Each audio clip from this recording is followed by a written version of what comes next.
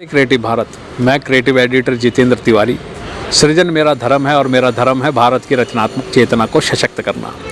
आज मैं हूँ नई दिल्ली के मंडी हाउस। हाँ, वही मंडी हाउस जहाँ कलाकारों का जमावड़ा लगता है।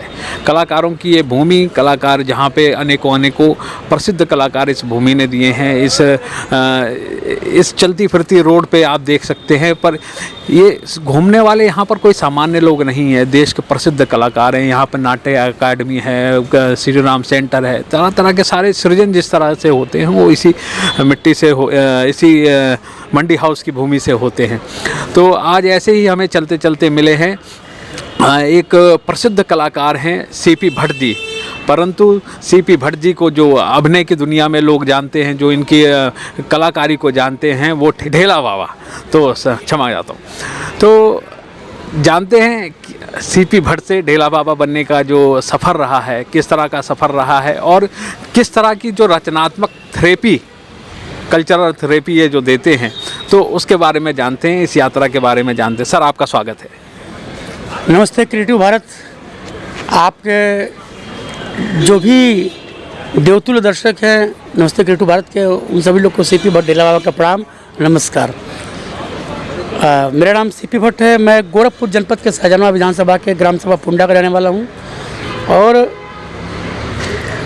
अभिनय हम ये बोल सकते हैं कि हमको विरासत में भी मिली है। विरासत क्या मतलब, काम तो खुद करना पड़ता। हमारे पिताजी भी रंगकर्मी थे और शिक्षा दीक्षा हमारी गोरखपुर में, लखनऊ में मिला के हुई है, बनारस में हुई है। मैं लॉ ग्रेजुएट हूँ। और रंगमंच हमने राष्ट्रीय नाट्य विद्यालय का भी वर्कशॉप हुआ से दिल्ली में, भगवान दास रोड पे, भारतीय नाट्य अकेडमी के बैठक से और वर्कशॉप से संस्कार भारती, इप्टा, अंगार परिवार, रंगाश्रम, सहयोग वेलफेयर सोसाइटी, बहुत सारे गोरखपुर के जो रंग संस्थाएं उनसे मैंने काम किया है और काम कर रहे हैं। फिल्में मेरी लगभग में 400 के आसपास है, ज़्यादा ही होंगी। हिंदी, भोजपुरी, मराठी, मैथिली, और लगभग में best comedian, best popular comedian, best villain, best character artist, ये दर्जनों बार मिला है। ये जनता का ये आशीर्वाद स्वरूप।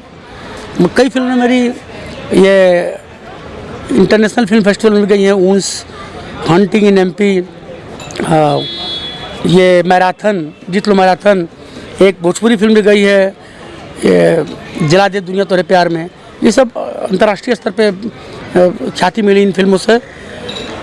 जो ढेला बाबा है, ढेला बाबा फिल्मों के साथ काम करते करते मुझे लगता था काम तो कर रहे हैं, लेकिन जो हम कभी हम सोचते हैं वो कैरेक्टर नहीं मिल पाता है। वो कैरेक्टर डायरेक्टर के हाथ में होता है कि किस तरह कैरेक्टर देता है हमको भूमिका।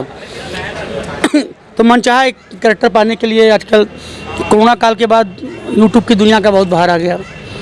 तो अपने आप को सर्वाइव करने के लिए अपडेट किया, अपने आप को अपग्रेड किया, अपने खुद कंटेंट लिखा और बनाना शुरू किया। और हम आनंद मोहन जी मिल के बनाए स्टार्टिंग में, आज भी बना रहे हैं। वो फेंकू बाबा के नाम से, हम ढेला बाबा के नाम से हैं। वो ढेला बाबा कैरेक्टर ऐसा है जो एक गांव का आदमी है, जो अपने दुख से नहीं दूसरे के सुख से दुखी है। वो हास्य उत्पन्न करता है, वो ठगी भी करता है, मेड़ काटता है, शादी काटता है, लोगों को ठगता है, दूसरे की औरतों पे नज़र रखता है। तो इधर उधर के चुगलखोर टाइप का व्यक्ति है, जो हर व्यक्ति के अंदर का लगभग में जो नेगेटिव हिस्सा होता है वो है। और उसके माध्यम से जो डिपार्टमेंटल भ्रष्टता है, चाहे चिकित्सा हो, शिक्षा हो, बिजली विभाग हो, प्रधानी हो, नेता हो, किसी विभाग से जो छोटी है, उनको हास्य के माध्यम से हम दर्शकों तक परोसने का काम करते हैं और उस बात का खुलासा करते हैं। आजकल बहुत सारी चीज़ें हो रही हैं। बुढ़ी औरत अपने दामाद को लेकर चली आ रही है, लड़के लड़की की शादी नहीं हुई, अब समझने लेकर फरार हो जा रहे हैं। बिजली विभाग में इतनी जो बड़ी स्तर पर जो भ्रष्टता है, राजनीति में जो छोटी छोटी चीज़ें हैं, तो उन सब चीज़ों को मिला के ऑब्ज़र्व करके स्क्रिप्टिंग करते हैं और वीडियो बना के देसी भाषा में, हिंदी में बनाते हैं, लेकिन और उसको खाटी भाषा में, भोजपुरी में बनाते हैं। क्योंकि हर आदमी, कितना ही बड़ा अमीर आदमी हो, कितना बड़ा लखपति करोड़पति हो, लेकिन अंदर से, चाहे हिंदी हो, भोजपुरी हो, मराठी हो, नेपाली हो, दिल्ली का हो, पंजाबी हो, कोई भी आदमी हो, उसकी जो मातृभाषा होती है, उसकी जो अंदर से होती है ना, वो ज़मीन से ही लगा होता है। भले हम कोट पहन लें या BMW घूमें, लेकिन हम देखेंगे कोई है नहीं ना, एक आम गिरेगा ना दौड़ के उठाएंगे उसको, दौड़ के उठाएंगे। वो नहीं, एक टाफी गिर गया कि नहीं, आम गिरा वो उठा के उसको पोंछ उसके पानी देखेंगे, उसको छिल के खाना शुरू कर देंगे। वो उसके अंदर का इंसान है। तो हमारा जो काम है, जो अंदर से जो इंसान है उसको जगाना, उसको अपनी पुरानी परंपरागत चीज़ों को, जो अंदर से उसका, जिसके ऊपर मिट्टी लग गई है, परत लग गई है, अहम का, खोखलापन, वो भोकाल का, खोखलापन दिखावे का, उसको मिटा के अंदर से खुश करने का प्रयास करते हैं। यही डेरा बाबा का काम है। हम अपना निगेटिव, अपने आप को निगेटिव दिखा के दूसरों को हंसाने का काम करते हैं। ये डेरा बाबा का काम है। एक वो जो मुख्य किरदार जो हमारे दर्शकों को भी हंसाए, वो एक डेरा बाबा का ऐसा कैरेक्टर है कि वो ये नहीं देखता है कि सामने हमारा 1 रुपये का फ़ायदा है तो सामने वाले का हम 99 रुपये नुकसान कर देंगे। सामने वाले का हम ये नहीं देखेंगे क्या है कि उसके हिसाब से क्या चल रहा है। हम अगर शादी नहीं हो रही है तो हम क्या करते हैं, उसको धोखा दे के शादी करवा देते हैं, उसकी भी दलाली खा लेते हैं। और यही नहीं, अगर किसी का कुछ सामान बिक नहीं रहा है तो उसमें दलाली खा लेते, दलालों का ही पार्ट है। तो जब अब डेरा बाबा देखेंगे तो उसमें छोटी छोटी चीज़ें हैं।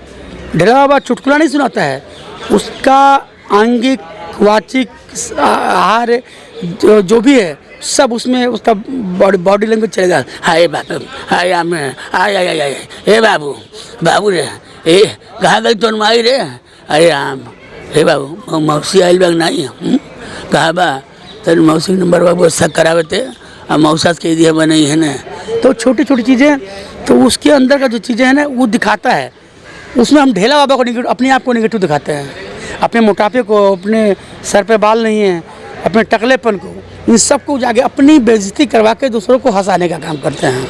सर, आज का समय जो ऐसा एक तनाव भरा समय है, हर तरीके का तनाव है, डिजिटल तनाव है, एक पारिवारिक तनाव भी है, भाग दौड़ की ज़िंदगी, आधुनिकता, उसमें तनाव रहित होने के लिए कोई आप जो मुख्य सलाह देना चाहेंगे हमारे दर्शकों को? हम यही देखिए कि तनाव हर व्यक्ति को, आपको लगता है ना कि पैसा, देखिए बिल गेट्स की बीवी इसको छोड़ के चली गई, इससे बड़ा क्या हो सकता है। बहुत अच्छे DM IAS पीसीएस अपने आप को गोली मार ले रहे हैं, सुसाइड कर ले रहे हैं, कोई ड्रम में मिल रहा है, कोई पहाड़ पे से नीचे गिर जा रहा है।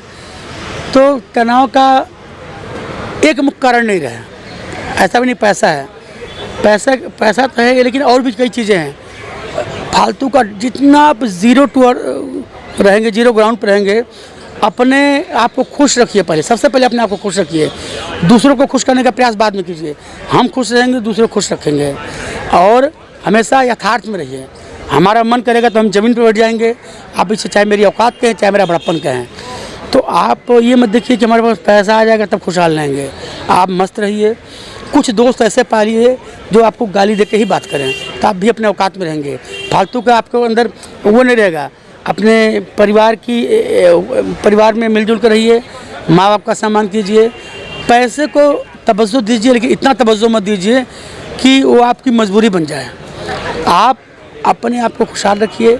समाज, हर आदमी को नौकरी कर रहे हैं तो काम हो गया, हम चलो जीवन यापन के लिए, उसके साथ एक कोई सोशल वर्क पकड़ लीजिए। रोज़ निकलिए, समाज के बीच में जाइए, कुछ लोगों से मिलिए, जात पात की भावना लोगों में से हटाइए, किसी संगठन से जुड़ जाइए। आप अपने आप को छोटे छोटे कामों में व्यस्त रहिए ना। वैसे ज़िंदगी कोई ठिकाना थोड़ा ना है कि हम 10 साल बाद करोड़पति बन जाएंगे फिर एंजॉय करेंगे। हल्का सा सीने में दर्द हुआ, लोग कहेंगे अभी CV भर तो भी गया था इंटरव्यू दे के, तो पता नहीं कैसे हो गया, अभी तो 1 मिनट पहले गया है, 1 सेकंड का ठिकाना नहीं है। तो हम कहेंगे सिर्फ यथार्थ में रहिए, मस्ती से रहिए, जो मन करे वो खाइए, जो मन करे रहिए, सात्विक विचारधारा से रहिए और मर्यादित तरीके से, अनुशासित तरीके से जीवन यापन कीजिए। और कोई दूसरा चारा नहीं है, बस।